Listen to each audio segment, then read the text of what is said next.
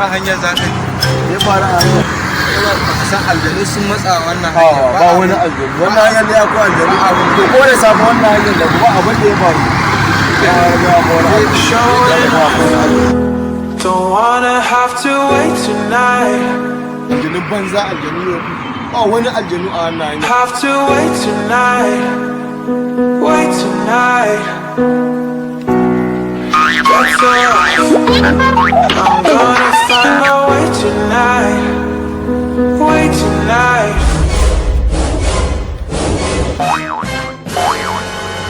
Wallahi sai na bi. Wallahi sai na bi wannan hanyar.